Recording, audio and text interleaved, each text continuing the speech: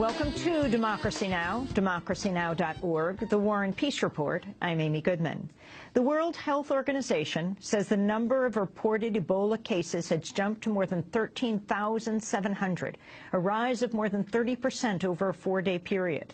The rise has been attributed to underreporting, but the World Health Organization also says Liberia, the country worst hit by the epidemic, may be seeing a decline in Ebola. Assistant Director General Bruce Aylward said he's cautiously optimistic. The actual number of newly reported cases is beginning to decline in Liberia, and the government is really driving a multi-pronged investigation, looking at multiple strands of evidence to try and understand, is this real? Is this a reporting phenomena, or is it even a case a care-seeking phenomena that's changing? And so far, based on the information received today, and again, most of you somewhat aware of this, it appears that the trend is real in Liberia. A nurse who was quarantined in New Jersey after returning from Sierra Leone, despite showing no signs of Ebola, has said she will defy quarantine restrictions in her home state of Maine.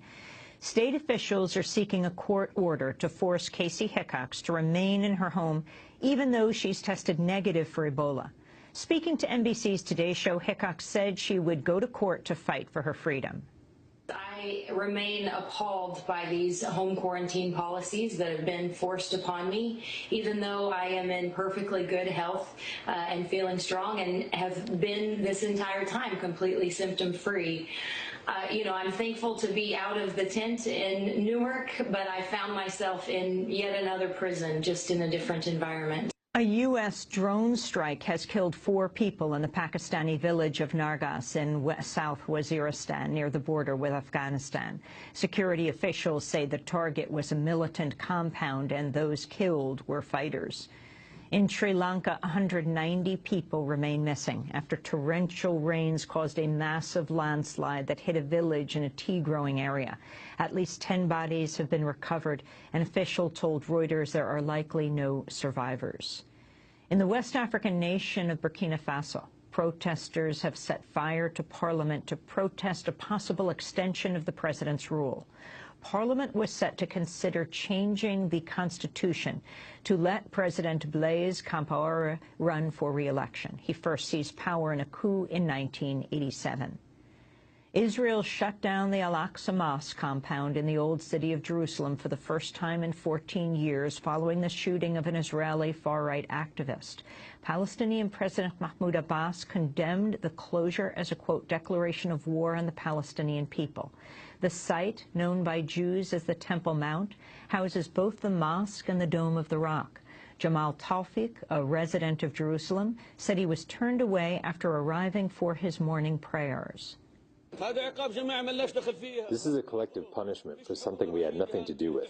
This is injustice. There's no fair government here. Justice should be the basis for governance, but there is no justice here. A problem happens with the person over there. They close the mosque here. Why is it okay to allow Jews to go pray at the Wailing Wall without any harassment, while a Palestinian is killed every day? Every day a Palestinian is killed. Every day holy olive trees are burnt and pulled out because they belong to Arab Palestinians. Why are we the ones being punished? On Wednesday night, U.S.-born activist Yehuda Glick was shot and wounded outside a conference promoting Jewish access to the Al-Aqsa site, where he and others want to build a Jewish temple. Hours later, Israeli police shot and killed a Palestinian suspect in the shooting, whom they said resisted arrest. The tensions came as the United Nations held an emergency meeting on Israel's plans to build 1,000 new settlements in occupied East Jerusalem. The settlements in an area which Palestinians seek as part of any future state are considered illegal under international law. Earlier this week, Israeli Prime Minister Benjamin Netanyahu vowed to press ahead with construction. Sweden's officially recognized the state of Palestine, becoming the first member of the European Union to do so. In a newspaper op-ed, the Swedish Minister of Foreign Affairs, Margot Wallström, called the move an important step that confirms the Palestinians' right to self-determination, adding, quote, "Some will say today's decision comes too soon. I'm afraid, rather, it is too late," she wrote. Nobel Peace Prize winner Malala Yousafzai has promised to donate $50,000 of her prize money to rebuild schools in Gaza that were damaged by this summer's Israeli offensive. After receiving the World Children's Prize in Sweden, Yousafzai said she would donate all the prize money to the UN Agency for Palestinian Refugees.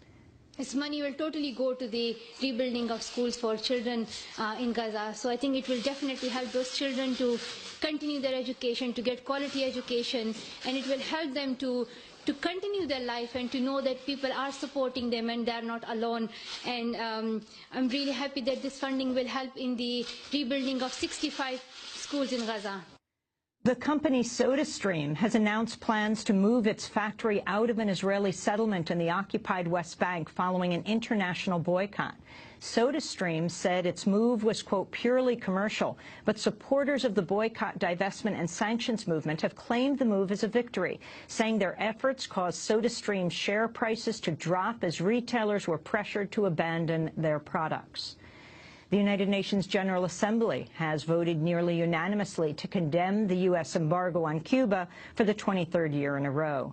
Just like last year, the vote was 188-2, with just only Israel joining the United States. 3 countries abstained: Palau, Micronesia, and the Marshall Islands. Mexican President Enrique has met with the parents of 43 students who've been missing from the state of Guerrero for more than a month after a police ambush. Authorities suspect police turned the students over to a local drug gang with close ties to the fugitive mayor of Iguala and his wife, who are accused of ordering the attack. Another mass grave has been found in the area, but the remains have not been identified. Human rights activists highlighting the U.S. role in supporting corrupt police and military forces after it's poured an estimated $3 billion into the so-called war on drugs in Mexico. Maria Luisa Aguilar called for the U.S. to hold the forces that receive the funds accountable. The problem is the lack of accountability. What's happened with all that money that was invested in the police, at the federal level, at the state level, at the municipal level?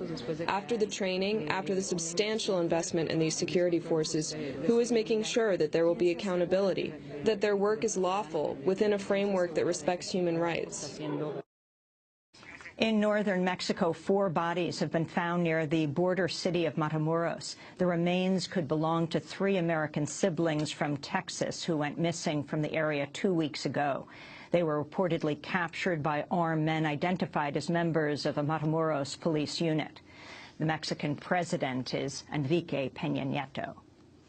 The Federal Reserve is ending the economic stimulus program known as quantitative easing. Since 2008, the Fed has spent trillions of dollars on mortgage and Treasury bonds in a bid to boost the economy.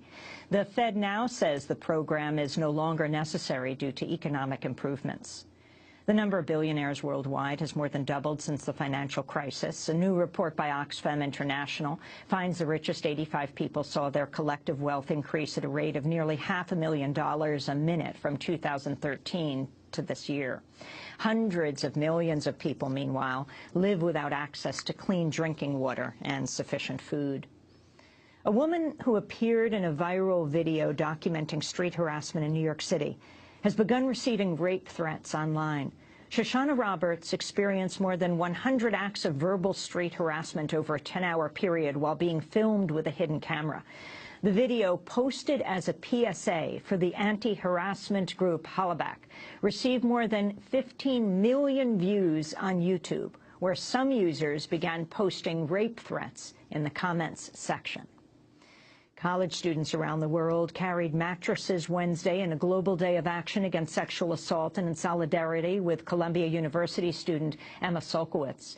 Earlier this year, Solkowitz vowed to carry her mattress everywhere on campus until the student who she says raped her in her dorm room is either expelled or leaves of his own accord. To see our interview with Emma Solkowitz, go to democracynow.org. In Denmark, the founder of the video file-sharing website Pirate Bay has been found guilty in the biggest hacking case in the country's history. Gottfried Svartholm Varg, known as Anakota, and his Danish co-defendant were found guilty of hacking computer mainframes run by the U.S. IT firm CSC. Varg has already been imprisoned for 11 months after being extradited from Sweden.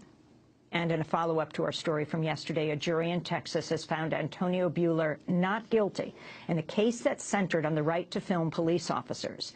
Buehler used his phone to take photos of a woman crying out for help as police arrested her on New Year's Day in 2012. Police then arrested him, and he was ultimately charged with failing to obey their order to put his hands down as he took photos. After more than 5 hours of deliberation, a jury acquitted Buehler on Wednesday evening. And those are some of the headlines. This is Democracy Now!, democracynow.org, The War and Peace Report. I'm Amy Goodman. And I'm Nermeen Sheikh. Welcome to our listeners and viewers around the country and around the world.